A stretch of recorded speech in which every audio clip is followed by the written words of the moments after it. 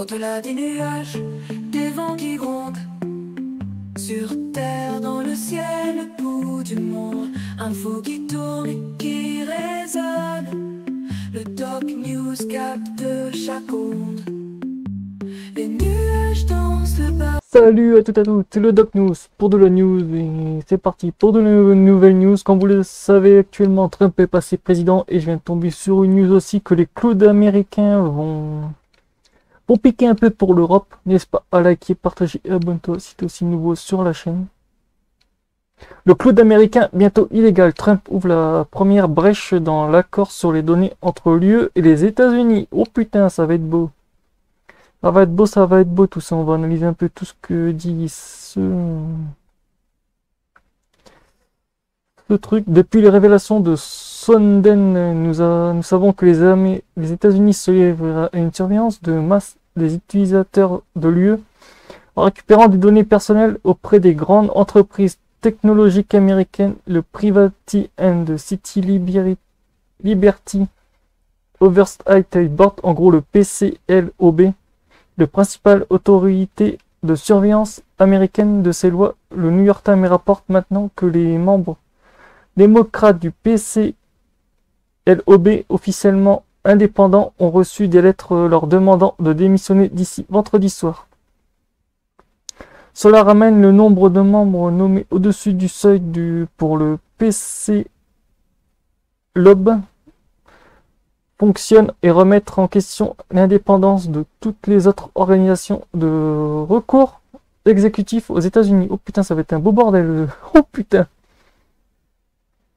L'Union européenne s'est appuyée sur ces commissions et les tribunaux américains pour déterminer si les États-Unis offrent une protection adéquate des données personnelles, s'appuyant sur le PCLOB et d'autres mécanismes de commission européen permet aux données personnelles européennes de circuler librement les États-Unis dans le cadre du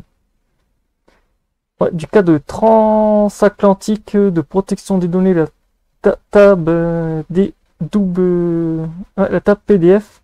Des milliers d'entreprises, d'agences gouvernementales ou des écoles de l'UE s'appuient sur ces dispositifs sans le T. Ok.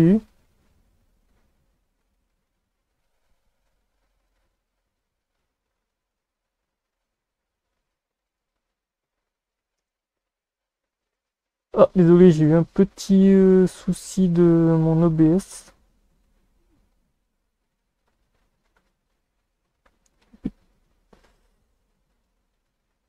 J'ai arrivé où? Au TAB? Ouais. Des milliers d'entreprises, d'agences gouvernementales ou d'écoles de l'UE s'appuient sur ces dispositifs. Sans le TAB, elles devraient immédiatement cesser de les utiliser. Fournisseurs de cloud américains comme Apple, Google, Microsoft ou Amazon. Où ça pique. Le système de transfert des données UE-États-Unis est un mélange de lois européennes et américaines. En général, la législation européenne interdit l'exportation de données personnelles en dehors de l'UE depuis 1995, sauf en cas de nécessité absolue, par exemple de l'envoi d'un courrier électronique à un pays tiers. Lorsque le pays tiers offre une protection essentielle équivalent des données personnelles des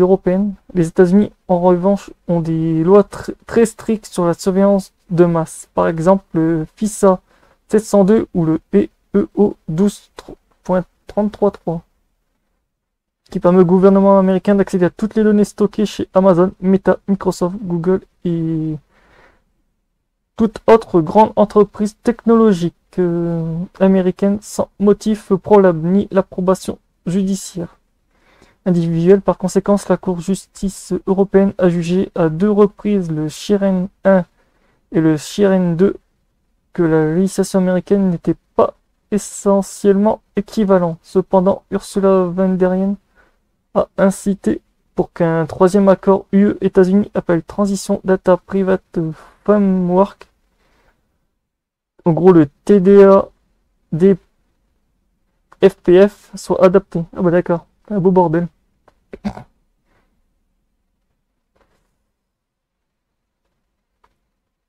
Ah ouais, d'accord, attendez, c'est fini pour ce petit truc partie-là, je vais en faire une autre pour parler du TDA, comment fonctionne le TDA, et j'en passe sur ce truc, parce que c'est beau aussi, c'est très lunaire.